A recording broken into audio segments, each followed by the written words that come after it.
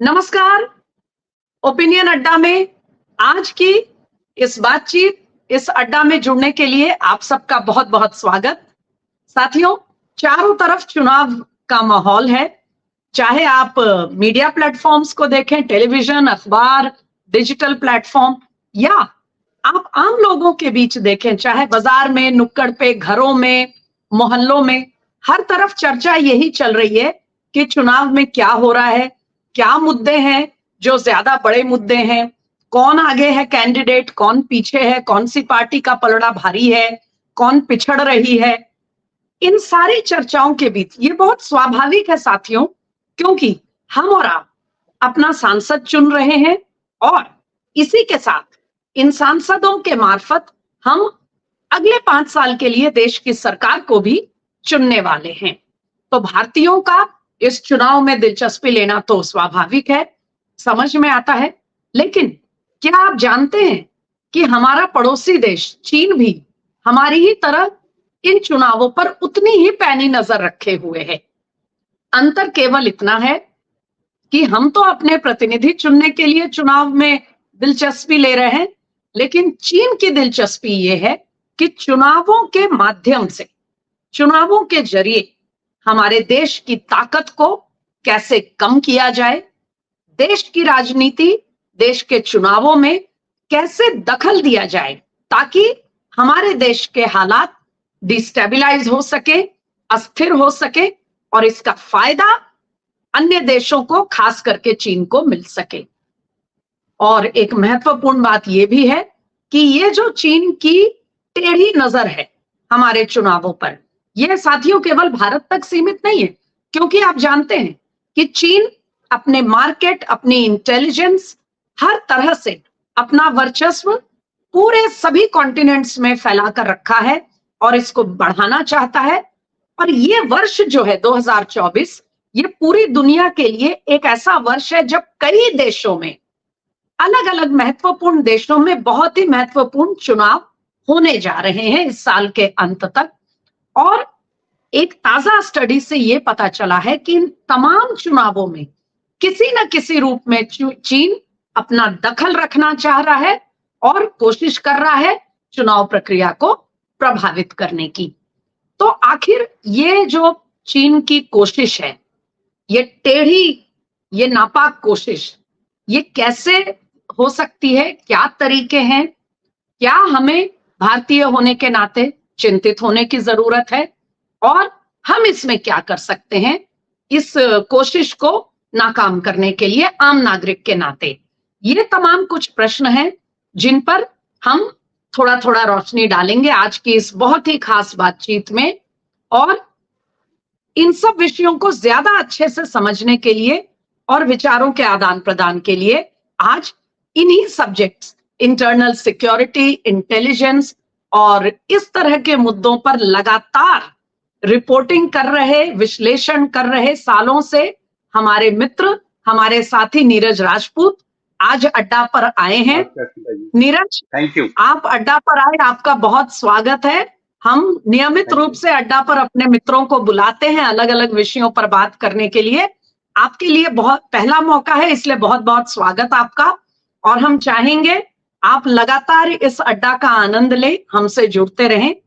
आज के विषय पर आती हूँ नीरज, जो मैंने कहा। सबसे पहले तो स्मिता जी, मैं बता दूं कि मैं अड्डा का आपका जो है रेगुलर व्यूअर हूं और मैं देखता हूं इसको, और बहुत अच्छी डिबेट जो आपकी, जो जितने भी स्पीकर आते हैं, खुद आप इतनी अच्छी वक्ता है, मैं बिल्कुल सुनता हूं और इलेक्शन से रिलेटेड तो बहुत खास तौर से सुनता हूं। बिल्कुल, थैंक यू वेरी मच। ये मेरा सौभाग्य है कि आपके अड्डा पे जुड़ने के लिए।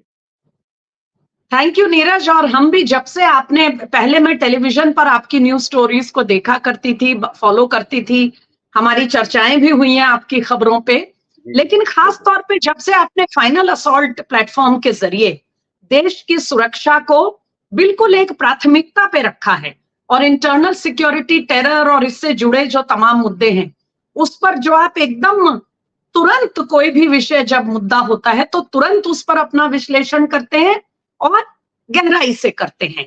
तो हम लगातार आपको फॉलो करते रहे हैं, मित्रों से उस पर चर्चा करते रहे हैं।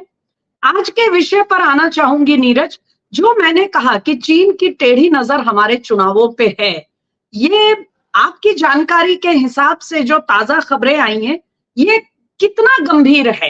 या यूं कहें कि पूरी दुनिया में जो चीन अलग अलग देशों के चुनाव में इंटरफेयर करना चाह रहा है, ये कैसे होता है ये? देखिए स्मिता जी, हम लोग सबसे पहले भारत के बारे में बात करेंगे क्योंकि हमारे यहाँ इलेक्शन इस वक्त चल रहे हैं 2024 के, बहुत ही क्रूशियल जी, इलेक्शन इस बार ये भारत के लिए है और पूरी दुनिया के लिए। पूरी दुनिया की नजर इस इलेक्शन के ऊपर है कि इसमें आखिरकार कौन जीतने वाला है। क्योंकि अगर हम लोग देखें कि जो पिछले 2 इलेक्शंस हुए उसमें हमने देखा कि प्रधानमंत्री नरेंद्र मोदी के नेतृत्व में जो बीजेपी की बहुत बड़ी जीत हुई है, विजय हासिल हुई है। और उनकी जीत से हुआ ये कि भारत में जो अस्थिरता का माहौल बना रहता था, खासतौर से पॉलिटिकल, इकोनॉमिकल डोमेन में जो रहता था, वो स्थिरता यहाँ पर आई है, भारत में आई है। और उससे हुआ ये क्या है कि भारत जो है एक उभरती हुई ग्लोबल पावर के तौर पर जो है दुनिया में उभर कर सामने आया है। अब इससे कुछ देश तो जो है बहुत उनको अच्छा लगता है कि भारत एक उभरती हुई सुपर पावर है, एशिया में एक रीजनल सुपर पावर बनती हुई आ रही है। लेकिन इसके इधर दूसरे जो कंट्रीज हैं एशिया की, जो खुद को अपने आप को सेल्फ प्रोक्लेम जो सुपर पावर घोषित कर चुके हैं, कर रहे हैं, उनको ये बात खटक नहीं रही है। और बिल्कुल ठीक कहा आपने, चीन क्योंकि एक उभरती हुई सुपर पावर है, वो कतई नहीं चाहता है कि भारत एक ग्लोबल सुपर पावर बने, यहाँ पर उसको कोई टक्कर देने वाला हो, क्योंकि हम लोग दोनों ही नेबरिंग कंट्रीज हैं हम लोग उसकी। और हमारी करीब करीब 3,488 किलोमीटर लंबी सीमा हमारी उनके साथ लगी हुई है, और जिसको लेकर विवाद हमारा है। तो अब चीन क्या करता था, अगर हम लोग पहले की बात करें, 2013 की थोड़ा सा बैकग्राउंड में जाएंगे तो वो हमारे बॉर्डर पर आते थे, घुसपैठ करते थे, और अगर हमारे सैनिक पेट्रोलिंग के लिए थोड़ा आगे आते थे तो वो लाउड स्पीकर पर आकर जो है चिल्लाते थे कि आप वापस चले जाइए, पीछे चले जाइए, नहीं तो हम आपको 1962 की याद आपको दिला देंगे, आपकी हालत वही कर देंगे जो 1962 में हमने की थी। अब हुआ ये कि ये अब पिछले 5-6 साल से, जब से 2017 में सब क्रूशियल जो पीरियड था वो 2017 से शुरुआत हुआ इसका, जब डोकलाम में भारत ने जो था चीन को रोक दिया, वहां पर ना केवल रोक दिया, उनको पीछे खदेड़ दिया। उसके बाद से चीन को लगने लगा कि कहीं ना कहीं भारत जो है अब एक जो पॉलिटिकल स्टेबिलिटी भी है, जो मिलिट्री, जो उनकी दुनिया की दूसरी सबसे बड़ी हमारे पास आर्मी है, इसके बावजूद भी हम लोग एक डिफेंसिव रोल में हमेशा रहे थे, ये ऑफेंसिव अब आ गए हैं। ये भूटान में जाकर हमारी सेना को रोक रहे हैं, पीछे खदेड़ रहे हैं हमें यहाँ से। और फिर उसके बाद गलवान घाटी की हिंसा हुई, तो ये बहुत महत्वपूर्ण था। अब इन सब में अगर हम लोग 2 बहुत इंपॉर्टेंट चीजों पर ध्यान दें जो इवेंट्स हुए हैं, उसमें पहली तो ये कि एक अमेरिका की रिपोर्ट आई है जिसमें उन्होंने कहा है कि चीन जो है वो भारत के इलेक्शन में इंटरफेरेंस करने की कोशिश कर सकता है, जैसे कि आप ने कहा ये बात, और बिल्कुल ठीक बात है। और कैसे है ये मैं बताऊंगा अभी आपको। दूसरा जो आया कि कुछ दिन पहले आपको याद होगा, एक पिछले हफ्ते की बात ही है स्मिता जी, अगर राजधानी दिल्ली में एक केस हुआ था कुछ महीने पहले, न्यूज क्लिक नाम की एक पोर्टल का, और उनके जो जी मालिक बिल्कुल। हैं, उनके मालिक के खिलाफ जो है दिल्ली पुलिस ने चार्जशीट दायर की है दिल्ली की कोर्ट में। और इसी महीने की जो 31 तारीख को उनके खिलाफ जो है वो आरोप जो है नीरज, जो एक प्रूव किए एक जा रहे हैं। सेकंड के लिए आपको टोकना चाहूंगी। एक सेकंड के लिए टोकना चाहूंगी। जरूर आप न्यूज क्लिक वाले मामले से जो खुलासा आया है, उस केस के इन्वेस्टिगेशन के दौरान दिल्ली पुलिस के पास जो खुलासा हुआ है, उस पर जरूर आपसे और बारीकी से जानना चाहूंगी। लेकिन उसके पहले आपने जो बताया डोकलाम से लेकर उसके बाद की स्थितियां, तो क्या हम इससे ये समझे कि चीन ये चाह रहा है कि मौजूदा जो पॉलिटिकल डिस्पेंसेशन भारत में है इस समय, उसमें बदलाव होना चाहिए? यानी एक तरह से बिल्कुल। नरेंद्र मोदी सरकार का होना चीन के लिए एक परेशानी का कारण बन गया है? देखिए स्मिता जी, हम लोग जानते हैं कि प्रधानमंत्री मोदी की छवि किस तरह की है, कि स्ट्रांग लीडर वो हैं, भारत के ही नहीं पूरे आज इस वक्त विश्व के एक ग्लोबल लीडर हैं वो। और उनकी इमेज मानी जाती है कि बहुत स्ट्रांगली वो रिएक्ट करते हैं किसी भी चीजों के लिए, और जैसे उनका कहना है कि हमें छेड़ोगे तो छोड़ेंगे नहीं, वो उनकी जो है पॉलिसी रही है, स्ट्रेटेजिक पॉलिसी ये रही है। तो अब चीन को ये लगता है कि अगर इस बार फिर से बीजेपी यानी कि प्रधानमंत्री मोदी फिर से प्रधानमंत्री बन जाते हैं, तो उनके लिए बहुत बड़ा खतरा हो सकता है, क्योंकि भारत की इकोनॉमी हम लोग जानते हैं, जो पिछले 10 सालों में 10वीं से 5वीं पर पहुंच गई, और अब 3-4 साल में ये आप देखना कि ये तीसरे नंबर पे भी पहुंच जाएगी ये। तो अगर आपकी इकोनॉमी बहुत स्ट्रांग हो जाएगी तो आपकी मिलिट्री पर बहुत असर पड़ता है, क्योंकि जब आपकी इकोनॉमी बहुत स्ट्रांग नहीं रहती है तो आपकी मिलिट्री जानबूझकर भी, आज पाकिस्तान के क्यों डरता है, क्योंकि उसके पास इकोनॉमी नहीं है। उनके जो टैंक्स है उनके पास, जो अमेरिका ने दिए थे उनको 80-90 के दशक में, उनके पास टैंक तेल ही नहीं है उनके पास चलाने के लिए। इसलिए आपने मुझे देखा कि इसमें एक 2021 सवाल में है नीरज। पाकिस्तान में। जी। ये तो चीन की स्ट्रेटेजी हुई, ये बात तो समझ में आती है, चलिए। जी। लेकिन एक बात है कि भारत में कौन सी सरकार आएगी नहीं आएगी, ये तो भारत का मतदाता तय करेगा। कोई विदेशी ताकत के पास ऐसे कौन से टूल्स हैं, कौन सी ऐसी उसके पास तरीके हैं कि वो उसे लगता है कि वो चुनाव की प्रक्रिया में कोई असर कर सकता है या नतीजों को पलट सकता है? बिल्कुल। देखिए इसमें जी पहले जब इंटरनेट का ज़माना नहीं था तब बहुत मुश्किल होती थी ये सब चीज़ें। लेकिन इंटरनेट के आने से इन्फॉर्मेशन वॉरफेयर बहुत ज़्यादा स्ट्रॉन्ग हो गया है। एक कह सकते हैं पैराडाइम शिफ्ट आ गया इन्फॉर्मेशन वॉरफेयर में। अभी पिछले 22 से 23 अप्रैल को ही खुद शी जिनपिंग जो चीन के राष्ट्रपति हैं, इन्होंने अपने देश की एक नई इन्फॉर्मेशन फोर्स खड़ी की है। पहले इन्फॉर्मेशन वॉरफेयर उनका माना जाता है बहुत इंपॉर्टेंट टूल हथियार की तरह, लेकिन एक अलग फोर्स क्रिएट कर देना उसको और उसमें कह देना है कि हमें जो जीत हासिल करनी है वो हमें हासिल करनी है इस इन्फॉर्मेशन वॉरफेयर के जरिए। अब इस इन्फॉर्मेशन वॉरफेयर के जरिए वो क्या करते हैं, सोशल मीडिया का इस्तेमाल, एआई का इस्तेमाल किया जाता है। अब वो करते क्या, एक छोटा सा एग्जाम्पल मैं आपको दे देता हूँ। अभी कुछ दिन पहले ही एक खबर आई कि जो चीन का जो बॉर्डर है एलएसी जो पूर्वी लद्दाख में, वहां पर जो हमारे परमवीर चक्र विजेता थे 1962 के युद्ध के, उनका जो मेमोरियल तोड़ दिया गया। ये इस तरह की खबरें जो है ये प्लांट की जाती है खास तौर से ये दिखाने के लिए कि देखिए जो आपकी जो सरकार है जिसको आप बहुत स्ट्रांग कह रहे हैं, जिसके बारे में कह रहे हैं कि गलवान घाटी में इन्होंने खदेड़ दिया, चीन को पिटाई कर दी, उनकी उनकी उनकी सरकार के रहते हुए ये मेमोरियल तोड़ दिया गया। तो एक नैरेटिव बनने की कोशिश होती है कि वाकई में चीन जो है बहुत एक पावरफुल कंट्री है, उनकी आर्मी बहुत पावरफुल है और वाकई में उनकी आर्मी बहुत बड़ी है, लेकिन बड़ी होने से इसमें कभी कोई असर नहीं पड़ता है छोटी या बड़ी सेना से। तो उसमें जो है उन्होंने इस तरह का नैरेटिव को सेट किया जाता है। उसमें क्या होने लगता है कि हमारे ही देश के जो लोग हैं, हमारी देश की जो मीडिया वो इन्फ्लुएंस हो जाती है और वो क्या सोचने लगती है कि हमारी जो सरकार है, हमारी जो सेना है वो इतनी इस कंट्री के अगेंस्ट में स्ट्रांग नहीं है, कमजोर है। तो वो चाहेगी कि भाई और हम लड़ाई ना हो जानते हैं हमारी उनके साथ। नीरज कि जब तक एक सच्चाई सामने आए तब तक झूठ जो है वो पूरी दुनिया का कहा जाता है कि बिल्कुल चक्कर लगाकर आ जाता है। तो शायद ये परेशानी है और ये आम एक मानवीय स्वभाव, एक ह्यूमन टेंडेंसी, हम और आप भी इसके शिकार हैं कि आमतौर बिल्कुल। पे जब हम मीडिया प्लेटफॉर्म पर कोई समाचार देखते हैं तो हम आसानी से उसको सच ही मानते हैं, यस, सीधे वही सीधे इन्फ्लुएंस उस हो पर जाता है। शक नहीं करते। जब तक उसमें कोई ऐसी बात सामने ना आए तो हम आमतौर पर उसको हम सच मानकर ही देखते हैं या पढ़ते हैं। तो क्या आपकी नजर में कोई और एक दो ऐसे उदाहरण हो सकते हैं पिछले दिनों में नीरज, जैसे आपने बताया परमवीर चक्र विजेता की मूर्ति को क्षति पहुंचाने वाला जी वो आया उनके था, मेमोरियल को तोड़ने की बात की। मेमोरियल को क्षति पहुंचाने का।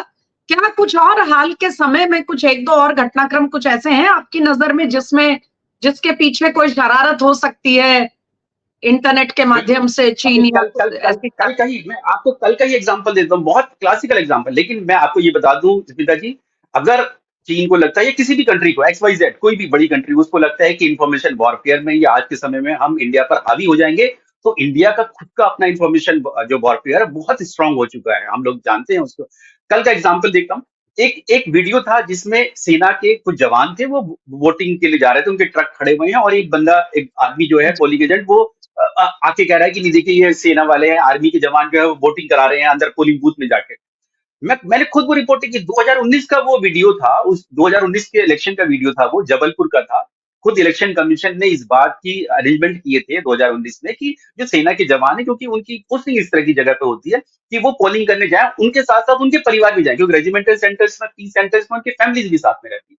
तो हुआ ये कि ट्रक में सैनिक और जो सिविलियन, मतलब यानी कि उनके परिवार के लोग होंगे, जवानों के उनके बच्चे होंगे, बेटा बेटी या उनकी पत्नियां थी उनमें, उन्होंने उसको कहना स्टार्ट कर दिया कि जो सेना के लोग हैं बाहर से फर्जी वोटिंग कराने के लिए आ रहे हैं। तो ये एकदम तुरंत ये वीडियो कल फिर से शेयर किया गया और काफी प्रोमिनेंट लोगों ने शेयर किया इस वीडियो को।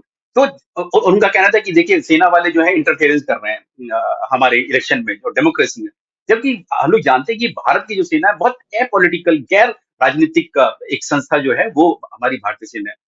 तो जैसी और लेकिन अब नजर हमारी भी रहती है, हमारी यानी हमारी सेना की भी नजर रहती है, उनकी भी जो इन्फॉर्मेशन वॉरफेयर विंग्स है वो नजर रखते हैं सोशल मीडिया के ऊपर कि आखिरकार कौन सा वीडियो जो है सेना के अगेंस्ट में आ रहा है या प्रोपेगेंडा के अगेंस्ट। तो ठीक है, लेकिन प्रोपेगेंडा नहीं किया जाना चाहिए, सेना के खिलाफ करना चाहिए। उन्होंने तुरंत जो है उसको वहीं पर ब्लॉक किया, वहां पर उन्होंने कहा और जितनी भी जानकारी थी उन्होंने बताई कि ये पहले 2019 का। तो मैंने जैसी वीडियो देखा तो मैं क्या खुद जान गया कि मैंने खुद। अगर अगर बिल्कुल। पूरी तरह नहीं लेकिन काफी हद तक क्या उनकी ओर से फैलाए जा रहे प्रोपागेंडा को हम उचित समय पे काउंटर कर पा रहे हैं नीरज? क्योंकि कई बार क्या होता है कि प्रोपागेंडा बाहर आ तो जाता है उसकी सच्चाई, लेकिन अगर वो देर से आया तो by that time damage is done. बिल्कुल। बिल्कुल, ये बहुत खतरनाक है, क्योंकि जिस आदमी ने पहली बार वो वीडियो देखा होगा, उसको ये समझ में आएगा कि हाँ, सेना के जवान ये कर रहे हैं। उसकी जो क्लैरिफिकेशन जो आया बाद में, उसमें जो हम लोगों ने बताया कि नहीं, नहीं, ये पुराना वीडियो है, इसमें इलेक्शन कमीशन ने ही कहा था कि आप अरेंजमेंट किया था उन्होंने कि पोलिंग बूथ बनाए गए थे कि आप जाइए वहां पर जाकर वोट डलवा सकते हैं अपनी फैमिली के साथ। तो काफी देर हो जाती है, लेकिन लेकिन फिर भी एक चेक तो हम लोगों ने किया, 24 घंटे के अंदर ही अंदर हमने उसको चेक कर दिया, इससे कि पहले कि वो वायरल होता। और जो प्रोमिनेंट लोग से, जो ब्लू टिक वाले जो लोग थे, उनको वो वीडियो डिलीट करना पड़ा, अपनी टाइमलाइन से करना पड़ा। मैंने खुद देखा है वो वीडियो। तो इस तरह से हम लोग रोक सकते हैं। तो ये दरअसल आप स्मिता जी, ये कॉग्निटिव वॉरफेयर का नतीजा है चीन की। कॉग्निटिव वॉरफेयर यानी कि आप जो है किसी भी दुश्मन देश के लोगों को आप इन्फ्लुएंस करें, उनको, उनके माइंड को इन्फ्लुएंस करें, रैशनैलिटी ना आने दें उनको, वो सोचे ना कि किसी भी तरीके से कि क्या ये सही है गलत है, वो मान ले उस चीज को। यही इसका तरीका है इन्फॉर्मेशन वॉरफेयर। चलिए, आप बता रहे थे कि ये न्यूज क्लिक के मामले में प्रवीर पुरकायस्थ और उनकी टीम के साथ किस तरह से उनकी फंडिंग में और अन्य चीजों में चीन का उसमें इन्वॉल्वमेंट रहता है, रहा है। और ये जो जी। जांच स्पेशल सेल की ओर से चल रही है, उसमें जो अब चार्जशीट, एक शुरुआती चार्जशीट तैयार की गई है, वो जो खबर आई है, उसमें कैसे ये क्या मोडस ऑपरेंडाई कैसे करते हैं कि किसी खबरों के प्लेटफॉर्म को, किसी न्यूज प्लेटफॉर्म को कैसे एक जरिया बनाया जा सकता है देश में किसी मुद्दे को लेकर डाउट पैदा करना लोगों के मन में या उथल पुथल पैदा करना। बिल्कुल, मैंने जो चार्जशीट के बारे में जो पढ़ा मैंने, उसमें उसमें खास तौर से और जो दिल्ली पुलिस ने काफी ज्यादा स्टडी करने के बाद वो चार्जशीट, मुझे ऐसा लगता है कि दायर की है कोर्ट में की, क्योंकि उन्होंने जो वर्ड्स इस्तेमाल किए कि जो थर्ड वर्ल्ड वॉर है, जो तीसरा विश्व युद्ध है, वो कोई युद्ध जंग के मैदान में नहीं लड़ा जाएगा, वो गुरिल्ला इंफॉर्मेशन वॉरफेयर है, उन्होंने इसका इस्तेमाल किया। यानी कि अब जो हमारी सिक्योरिटी एजेंसीज हैं, उनको इस बात का इल्म है कि किस तरह से जो मीडिया को इस्तेमाल किया जा सकता है, यूज और मिसयूज जिसके बारे में हम लोग कहते हैं, वो किया जा रहा है, और हमारी जो दुश्मन देश है उनके जरिए किया जा रहा है। ये न्यूज क्लिक के बारे में हमें जो जानकारी मिली है कि इसको यूएस की फंडिंग होती थी, यूएस से। और यूएस से में जो, जहां पर इसकी जो मेन जो पेरेंट कंपनी थी, उस पेरेंट कंपनी को चाइना के जो डीप स्टेट है, वहां से उसकी फंडिंग हो रही है। तो देखिए, अब डायरेक्ट नहीं, वो इंडिया में नहीं कर रहे डायरेक्ट फंडिंग, उनको पता है कि जैसे ही इंडिया में डायरेक्ट फंडिंग करेंगे तो पकड़े जाएंगे। तो उन्होंने क्या किया, एक श्रीलंका का कोई एक नागरिक है, उसकी एक बहुत बड़ी कंपनी है, उस कंपनी के में इन्वेस्ट किया। वो कंपनी जो है यहाँ इंडिया में इस पोर्टल में इन्वेस्ट कर रही है। और ये क्या करते हैं, इन्फ्लुएंस करते हैं, इनको कहते हैं, जो इनके जो एडिटर्स होंगे या संपादक जो रहे होंगे या रिपोर्टर्स को, कि आप इस टॉपिक पर इस पर लिखिए। जैसे मैंने बताया ये मेमोरियल की बात, ये मेमोरियल की जैसी ही, मतलब एग्जांपल दे रहा हूँ कि इस मेमोरियल के बारे में कहेंगे, इस पर आर्टिकल लिखो कि क्या वाकई में तोड़ा गया या नहीं तोड़ा गया, चाहे जब कोई खबर है नहीं उसमें, लेकिन वो कहेंगे कि इस पर लिखिए। तो फिर आप जाएंगे इन्फॉर्मेशन लेने के लिए, आर्मी के पास जाएंगे, तो आर्मी को बताना ही पड़ेगा कि हाँ, नहीं, ऐसे नहीं, ऐसे है। अगर वो सही भी कहेंगे, तब भी वो न्यूज के माध्यम से उसको प्रेजेंट करेंगे उसको वहां पर। तो इससे इन्फ्लुएंस होता है। इसलिए ये जो गुरिल्ला इंफॉर्मेशन वॉरफेयर है, इसीलिए हम समझ नहीं पाते हैं कि हो क्या रहा है ये दरअसल, और इसमें ट्रैप में फंसने के बहुत ज्यादा चांसेस रहते हैं। मेरा सवाल, मुझे मेरे मन में जो बात आ रही है कि आपने जो कहा कि आर्मी वाले कोशिश कर रहे हैं कि बिल्कुल उचित समय रहते जितना हो सके इस प्रोपेगेंडा को काउंटर करें, खास करके देश की एकता, हमारे जो, मेरा ये ऑब्जर्वेशन रहा है नीरज, कि आमतौर पे जैसे आपने आर्मी को लेकर बात कही, ये मुद्दे भी वो प्रयास करते हैं क्योंकि उनको पता है कि ऐसे छोटे छोटे क्लिप्स और ऐसी चीजें जो है बहुत तेजी से वायरल हो जाती हैं और फिर एकदम से वो एक नैरेटिव खड़ा करने का उसमें एक पोटेंशियल होता है, संभावना होती है। और फिर कुछ लोग जाहिर है ऐसे हैं जो फिर इसको एक खबर का रूप देके एक मुद्दे को और बड़ा बनाते हैं। लेकिन मेरा यह ऑब्जर्वेशन है कि इन चीजों, ऐसी चीजें करने के अलावा कहीं ना कहीं हमारे जो सामाजिक फॉल्ट लाइन्स है, और भारत चूंकि उस तरह का देश है जहां बहुत दर्जनों दर्जनों विविधताएं हैं, भाषा के स्तर पे विविधता है, देश में अलग अलग इलाके के अलग अलग कल्चर्स हैं, अलग अलग रहन सहन है, जाति का भी एक एलिमेंट है, बहुत से धर्म यहाँ मिलकर रह रहे हैं। अब हम कोई वैसे देश में तो रहते नहीं है जहां केवल एक ऑफिशियल रिलीजन हो और बाकियों के कोई अधिकार ना हो। तो भारत जैसे देश में जहां कास्ट, रीजनल, रिलीजियस और इस कल्चरल बहुत सारी डाइवर्सिटीज हैं। ऐसे में क्या होता है कि सोशल रिलीजियस फॉल्ट लाइंस को, इन फॉल्ट लाइंस को टारगेट करके बहुत आसानी से समाज में एक तनाव, एक भेद पैदा किया जा सकता है। और हम और आप देख चुके हैं कि कई सारे पिछले सालों में कई ऐसी कोशिशें हुई हैं, ऐसे अटेम्प्ट्स हुए हैं कि भारत में फॉल्ट लाइंस का फायदा उठा करके कुछ ऐसा एक सामाजिक परिवेश बनाया जाए। तो मैं कभी कभी ये सोचती हूँ कि जब तक हमारे जो स्ट्रेटेजी और इंफॉर्मेशन वॉर को देखने वाले हमारे जो अधिकारी हैं, जो हमारे स्ट्रेटेजिस्ट्स हैं, पॉलिसी मेकर्स हैं, जब तक वो इस प्रोपेगेंडा, किसी भी प्रोपेगेंडा को समय पे वो काउंटर करें, एक आम जो न्यूज कंज्यूमर है, एक आम भारतीय जो है, जो टेलीविजन, अखबार, डिजिटल के माध्यम से खबरें पढ़ता है, उन पर सोचता है, वो कैसे, किस तरह की सावधानी, किस तरह से हम सतर्क हो सकते हैं कि जब कोई इस तरह का प्रयास कर रहा हो तो हम एकदम से उसके ट्रैप में ना आए और थोड़ा हम उसको बढ़ाने में कोई कंट्रीब्यूट ना करें, उसको आगे फैलाने में। आपको क्या लगता है नीरज जी? देखिए इसमें कि अगर हम लोग इस तरह की वीडियोस जैसे आते हैं व्हाट्सएप अगर आते हैं तो उसको फॉरवर्ड हम लोग कहते हैं कि फॉरवर्ड ना किया जाए, ग्रुप्स में खास तौर से ना करें। अगर करना भी है तो इंडिविजुअल को किसी को करें और उससे पूछे कि क्या वाकई में इस तरह से हो सकता है, उससे जुड़े हुए लोगों से कर सकते हैं। और जहां तक सोशल मीडिया की बात है, जहां तक मैंने देखा, मैंने ऑब्जर्व किया बहुत सोशल मीडिया को स्टडी करके कि जैसे ही कोई इस तरह का कोई वीडियो डालता है तो आप खाली उस वीडियो को ना देखें जिसने ये पोस्ट किया है, उसके नीचे आप टाइमलाइन पे देखिए उसमें क्या कमेंट्स लोगों ने किए हैं। उससे आपको बहुत आइडिया हो जाता है कि क्या वाकई में ये सही वीडियो है या नहीं वीडियो है।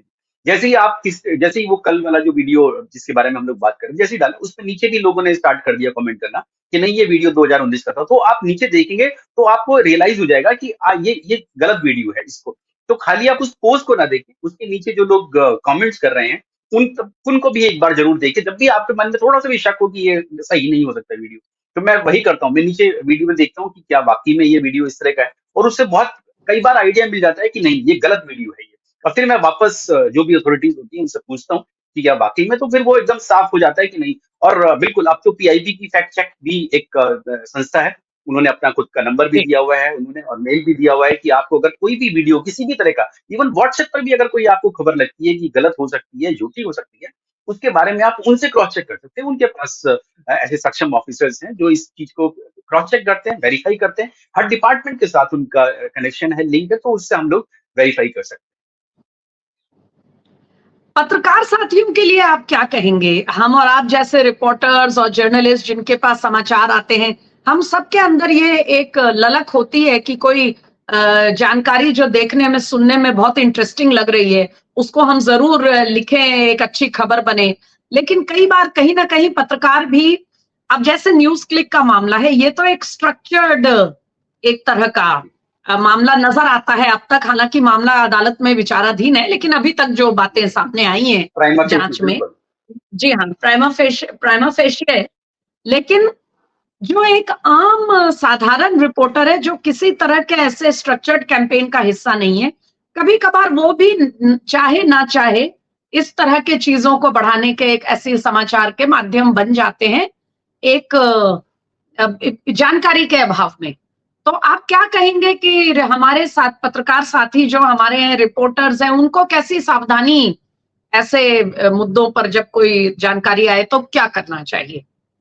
बहुत बहुत रिलेवेंट सवाल है स्मिता जी ये वाला जो है, क्योंकि हम लोगों ने देखा है मीडिया में खास तौर से पहले जब न्यूज चैनल्स आए थे तो बहुत एक तुरंत खबर देने की एक रहती थी, ब्रेकिंग न्यूज जिसको हम लोग बोलते थे कि ब्रेकिंग न्यूज हम लोगों को देनी थी, वो जल्दबाजी होती थी, जल्दी देनी थी। और कभी कभी क्रॉस चेक नहीं बिल्कुल। भी किया और उसको ऑन एयर कर दिया तो उसमें दिक्कतें आती थी।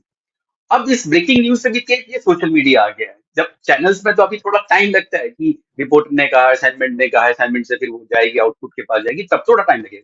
लेकिन अभी क्या हो रहा है, जो रिपोर्टर्स हैं वो खुद ही, क्योंकि खुद सोशल मीडिया इस्तेमाल करते हैं, वो अपनी ही सोशल मीडिया जो अकाउंट्स हैं, चाहे वो ट्विटर हो, एक्स हो या फेसबुक। ट्विटर पे हमने देखा है कि बहुत तेजी से न्यूज जो है आती है, तो रिपोर्टर्स उस पर रख देते हैं, उसको पोस्ट कर देते हैं। और हमने देखा है कि और उसमें बहुत तरीके भी होते हैं करने के, कि आपने वो जो आपके पास इंफॉर्मेशन आई जो अनवेरीफाइड है उसको आपने रख दिया और उसके बाद कहा कि मोर डिटेल्स अवेटेड। उसमें कहीं ना कहीं आप हिस्सा बन जाते हैं, उस चीज का हिस्सा बन जाते हैं, जैसे कि आपके पास अनवेरीफाइड है लेकिन आपने कह दिया कि ये अभी इसमें वर्जन लेना बाकी है। तो हमें थोड़ा थोड़ा सा रुकना चाहिए, सोच समझ के करनी बिल्कुल चाहिए। अगर जहां पर डाउट लगता है बिल्कुल उस न्यूज को हमें इतनी जल्दी नहीं करना चाहिए जब तक कि हम अथॉरिटीज से वेरीफाई ना करते हो। और एक बात तो मैं जी आपको बता सकता हूँ, चाहे हमारी गवर्नमेंट के लेवल पर भारत में, चाहे फिर हमारी आर्म्ड फोर्सेस की लेवल पर, आज के समय में कोई भी इंफॉर्मेशन के बारे में अगर कोई भी पूछता है, मुझे नहीं लगता है कि वो कभी कोई छिपाने की कोशिश करते हैं। बिल्कुल साफ तरीके से वो सामने आते हैं और अपना जो उनका अपना पक्ष होता है, उनका साफ कहना है कि हमारा पक्ष अगर आपको देना है तो हमारा पक्ष जरूर साथ रखिए। ऐसा ना करें कि अनवेरीफाइड न्यूज को आप पोस्ट करें किसी भी लेवल पर, चाहे वो मेन स्ट्रीम मीडिया हो या सोशल मीडिया बिल्कुल। बहुत ही मुझे लगता है बहुत ही एजुकेटिव, बहुत ही इंफॉर्मेटिव और दिलचस्प बातचीत रही है नीरज आपसे इस सारे मुद्दे पर। बेशक ये मुद्दा आगे भी प्रयास होगा करने का, लेकिन जैसा आपने कहा सभी लोग, चाहे वो मीडिया से जुड़े लोग हों या एक आम भारत का नागरिक हो जो सोशल मीडिया पर एक्टिव है, वो कहीं ना कहीं वो कुछ ऐसा जरूर योगदान कर सकता है ताकि इस तरह के जो खतरनाक खेल हमारे साथ होते हैं उन पर हम उनको कम से कम हम फेल नहीं कर सकते तो अपनी छोटी सी योगदान से हम उसको आगे बढ़ाने से रोक सकते हैं। साथियों, अगर आप कौटिल्य अर्थशास्त्र को पढ़ें तो आप जानेंगे कि प्राचीन काल से हमेशा से एक देश दूसरे देश पर उसकी टेढ़ी नजर रहती है और हमेशा से जो मैदान में युद्ध के मैदान में लड़ाई लड़ी जाती है उसके साथ साथ पैरेलल एक इंफॉर्मेशन वॉर का प्रयास होता है। पुराने जमाने में ये पारंपरिक तरीकों से होता था, अपने लोगों को प्लांट किया जाता था, उनके थ्रू किसी दूसरे सेना के जो कैंप है तंबू में कोई रूमर फैलाया जाता था, कभी बीमारी को लेकर, कभी कुछ प्रयास शुरू से होते रहे हैं। फर्क केवल इतना है कि आज इंटरनेट और प्रचार माध्यमों के चलते ये काम काफी ज्यादा आसान हो गया है। और जैसा हमारी बातचीत में अभी हम चर्चा कर रहे थे, नीरज ने भी बताया, अगर आप एक आम नागरिक हैं, एक आम वोटर हैं और सोशल मीडिया का इस्तेमाल करते हैं, एक तरफ हमारे जो इंफॉर्मेशन वॉर को देखने वाले हमारे जो अधिकारी, हमारी जो सेना की टीम है, गृह मंत्रालय की टीम है, सभी जगह वो अपना काम कर रहे हैं, लेकिन आप एक आम नागरिक के रूप में ये छोटा सा काम कर सकते हैं कि जब आपके पास ऐसा कुछ कोई भी पोस्ट या ऐसी कोई भी जानकारी आए तो उसे एक ही नजर देखकर तत्काल आप उसको फॉरवर्ड ना करें, थोड़ा इंतजार करें। हो सकता है वो गलत साबित हो सकता है उसमें आधी जानकारी हो, और कई बार आधी जानकारी ज्यादा खतरनाक साबित होती है। हो सकता है वो हमारे देश के हित में ना हो, उस बात को हमारे समाज के हित में ना हो, तो थोड़ा सा इंतजार करें, एक बार चेक करके देखें। और अब कई सारे ऐसे प्लेटफॉर्म्स हैं, पीआईबी का फैक्ट चेक है और भी प्लेटफॉर्म्स हैं जहां आप उसको तुरंत फ्लैग कर सकते हैं। ये अगर आपकी नजर में कोई ऐसे पोस्ट आती है और ये देखा जाएगा कि क्या वो वाकई ऑथेंटिक है या नहीं है। क्योंकि साथियों, इस पूरे चर्चा का निचोड़ जो निकला वो ये है कि हम सबको याद रखना चाहिए कि हमारे देश का चुनाव केवल हमारे मतदाता का अधिकार है उस चुनाव का फैसला करने का। हमारे और आपके सिवा ये अधिकार किसी और के पास नहीं है कि वो इस देश के चुनाव में किसी तरह की भूमिका अदा करे। इसी विचार के साथ आज के इस अड्डा को हम विराम देंगे, लेकिन आप सब हमारे साथ लगातार जुड़ते रहे हैं। जैसा मैं पहले भी कहती हूं, अड्डा पे आते रहिए, अपने विषय हमारे साथ उठाइए ताकि उस पर हम चर्चा करें। अकेले मत आइए, अपने साथियों, अपने मित्रों को लेकर आइए ताकि ये अड्डा की संस्कृति चलती रहे, जानकारी का आदान प्रदान, सोच विचार का आदान प्रदान चलता रहे। और आज के अड्डा के लिए मैं हमारे मित्र नीरज को खासकर धन्यवाद करना चाहती हूँ कि इतनी वैल्यूएबल जानकारी हमसे शेयर की। नीरज, हम आपसे फिर संपर्क करेंगे और तब तक के लिए साथियों, अड्डा की ओर से नमस्कार, बाय बाय।